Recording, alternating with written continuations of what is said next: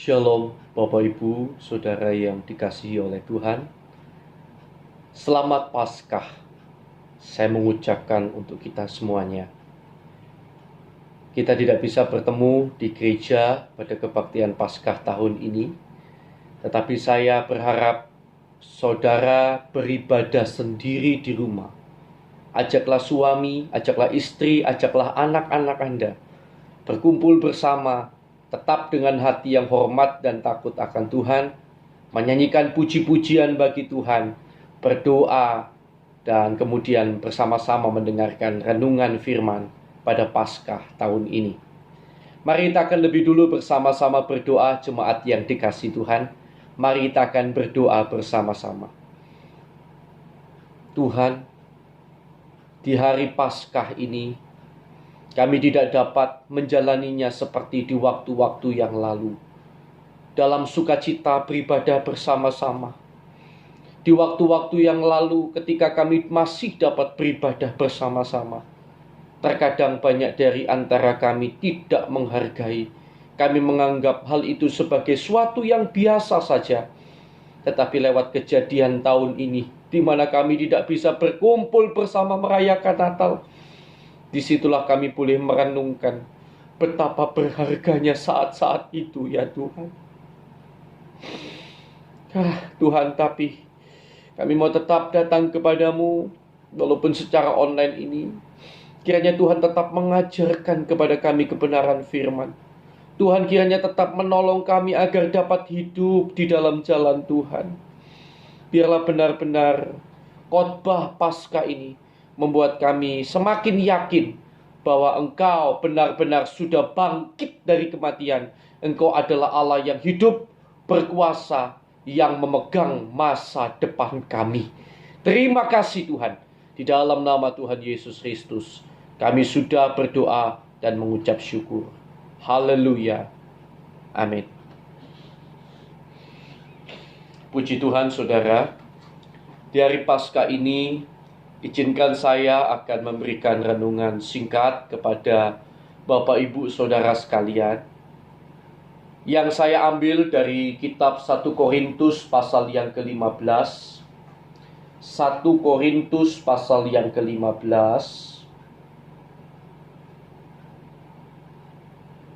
pada ayat yang ke-12 hingga ayat yang ke-19. 1 Korintus pasal 15 ayat 12 sampai 19. Sudah ya?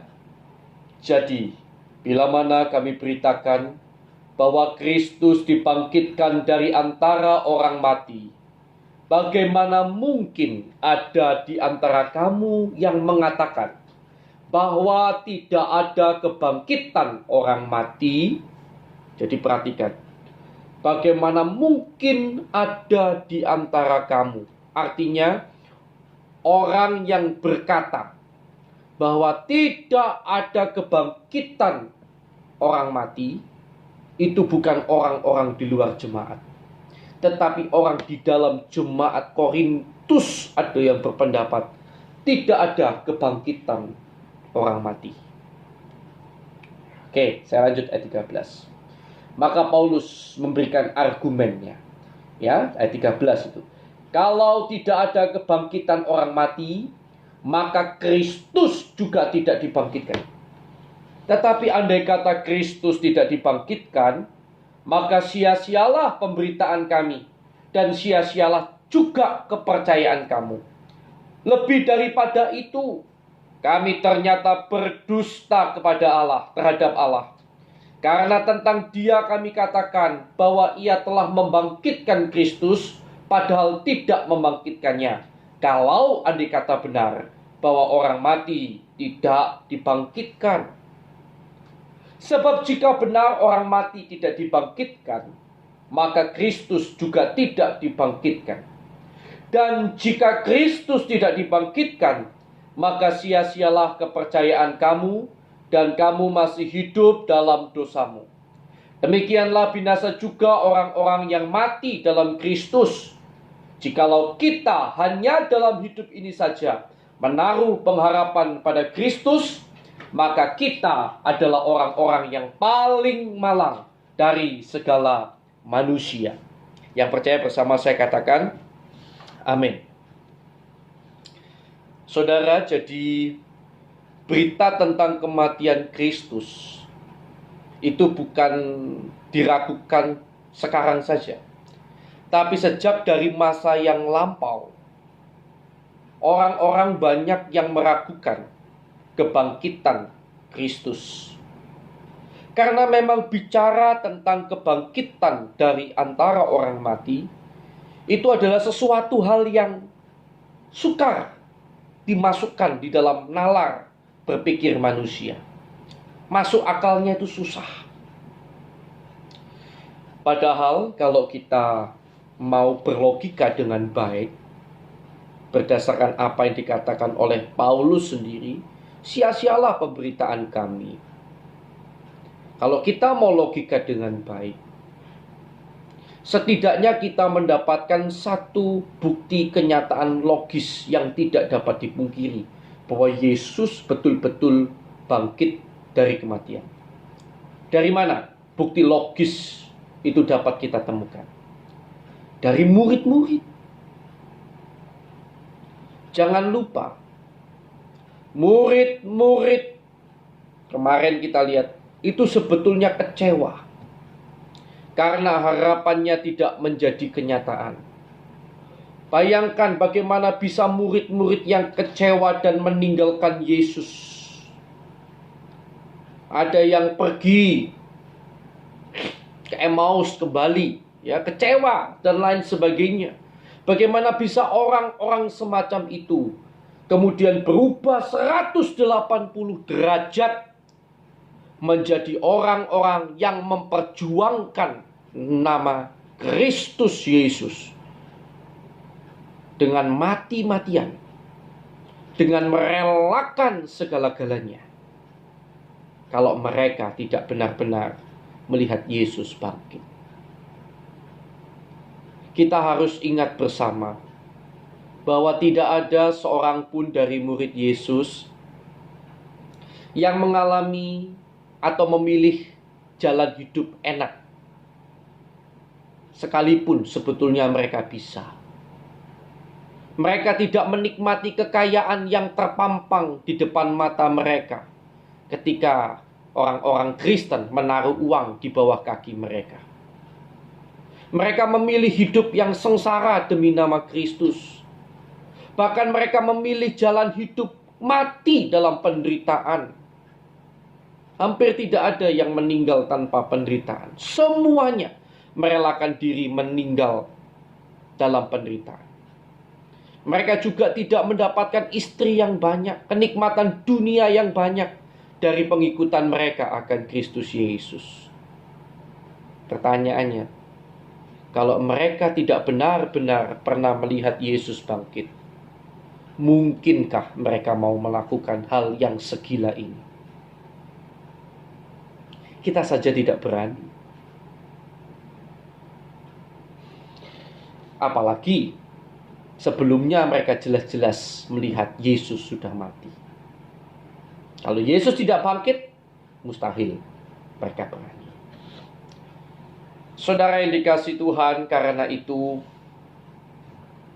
sekalipun sejak zaman dahulu hingga sekarang ada begitu banyak orang yang meragukan akan kebangkitan Kristus. Sebenarnya bagi kita hal ini sudah jelas dan pasti. Bukti logisnya sangat jelas, tidak dapat dipungkiri.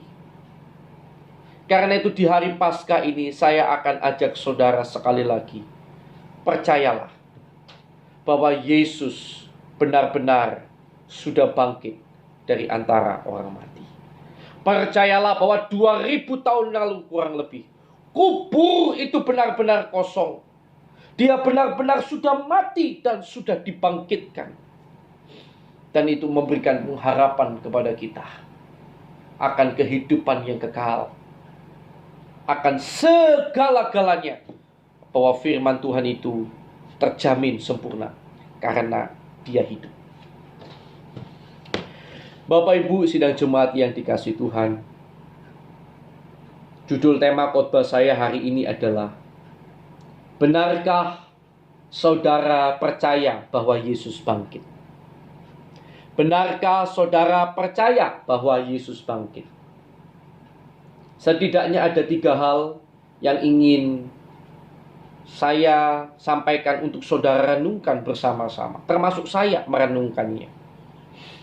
Apakah saya benar-benar percaya Yesus bangkit? 3 pertanyaan itu. Yang pertama, mengapa saudara masih bersantai, biasa saja, ketika melihat orang yang belum percaya Yesus ada di dekat saudara? Yang pertama pertanyaannya, kalau kita benar-benar percaya bahwa Dia sudah bangkit, mengapa kita masih bersantai ketika ada orang yang belum percaya Yesus di dekat kita? Mungkin saudara kita, mungkin pasangan kita, atau bahkan mungkin anak kita. Minimal apakah kita pernah mendoakan mereka, membawa mereka dalam doa penuh tetes air mata? Karena kalau Dia bangkit, itu arti, kalau kita percaya Dia bangkit, itu artinya kita percaya bahwa ada keselamatan di dalam nama Tuhan Yesus Kristus. Dan kalau saudara betul-betul percaya itu, masakan saudara dan saya bisa diam saja ketika ada orang-orang yang belum percaya Yesus di sekitar kita? Minimal apakah hati kita tidak terbakar untuk mendoakan mereka, atau gimana caranya Tuhan supaya mereka bertobat? Satu pertanyaan nomor 1 yang kita perlu pertanyakan dalam judul khotbah renungan hari ini, benarkah saudara percaya pada Yesus? Karena Yesus sendiri berkata, Yohanes 14 ayat 6, Akulah jalan dan kebenaran dan hidup. Tidak ada seorang pun dapat sampai kepada Bapa kalau tidak melalui aku. Mari berdoa. Mari bertekun, bergumul untuk mereka yang belum percaya. Pertanyaan yang kedua, benarkah saudara dan saya benar-benar percaya pada Yesus? Maksudnya percaya bahwa Yesus bangkit. Yang kedua, kalau kita benar-benar percaya bahwa Yesus bangkit, pertanyaan yang kedua, mengapa kita seringkali masih hidup di dalam dosa? Mengapa seringkali kita masih hidup di dalam dosa? Seolah-olah tidak ada rasa takut akan Tuhan. Kalau kita benar-benar percaya bahwa Dia telah bangkit dari kematian, Dia hidup, artinya kita percaya Dia memahami segala tindak tanduk kita. Bahkan ketika kita berdosa, itu tidak lepas dari matanya, pemandangannya. Harusnya kita ada rasa takut. Setidaknya habis berbuat dosa ada rasa bersalah, rasa takut, dan ingin minta ampun sama Tuhan. Bukan malah tertawa dan merasa biasa saja. Saya teringat pada kitab Maleakhi pasal yang ketiga, ayat 13 sampai ayat yang ke-17. Maleakhi pasal yang ketiga, ayat 13 sampai ayat yang ke-17. Bicaramu kurang ajar tentang aku, firman Tuhan. Tetapi kamu berkata, apakah kami bicarakan di antara kami tentang engkau? Jadi Tuhan bicara, kamu tuh bicaranya kurang ajar tentang aku. Tapi masih bisa jawab orang-orang Israel ini, kami ngomong apa memangnya? Seolah-olah Tuhan itu tidak tahu apa yang mereka bicarakan, walaupun dalam gelap, tanpa ada orang lain tahu. Ayat 14. Kamu berkata, adalah sia-sia beribadah kepada Allah. Nah, mungkin kita ada yang bilang begitu dalam hati. Alah, gak usah terlalu sungguh-sungguh, sia-sia. Apakah untungnya kita memelihara apa yang harus dilakukan di hadapannya, dan berjalan dengan pakaian berkabung di hadapan Tuhan semesta alam? Oleh sebab itu kita ini menyebut berbahagia orang-orang yang gegabah. Bukan saja mujur orang-orang yang berbuat fasik itu, tetapi dengan mencobai Tuhan, mencobai Allah pun, mereka luput juga. Coba kita pikir, apa jangan-jangan kita pernah berpikir yang sama seperti ini? Kita perlu renungkan bersama-sama ya. Hati-hati. Walaupun itu di dalam hati, Tuhan itu tahu. Tuhan tahu pemikiran saudara. Ya, ayat 16. Beginilah berbicara satu sama lain orang-orang yang takut akan Tuhan. Sekarang orang-orang yang takut akan Tuhan bicara seperti apa? Tuhan memperhatikan dan mendengarnya.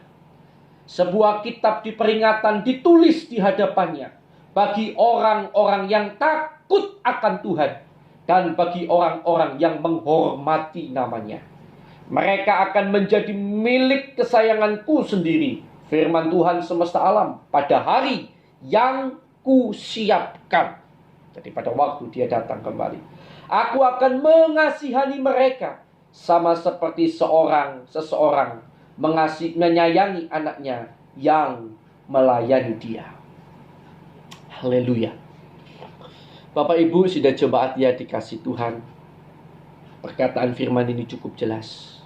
Ya, saya rasa ketika saudara baca tadi sudah cukup jelas. Kalau saudara percaya bahwa Yesus bangkit, pasti saudara akan takut berbuat dosa. Saya juga begitu, harusnya. Kadang-kadang kita manusia itu lupa. Artinya mungkin kepercayaan kita bahwa dia sudah bangkit itu kadang-kadang berkurang atau kurang. Karena kalau kita percaya bahwa dia bangkit dan hidup, kita akan menjalani hidup dengan penuh takut akan Tuhan. Kita takut bersalah di hadapannya. Karena dia melihat selalu. Dan dia mencatat semuanya. Ini yang kedua. Kalau saudara benar-benar percaya dia bangkit, bagaimana? Apakah saudara masih hidup dalam dosa?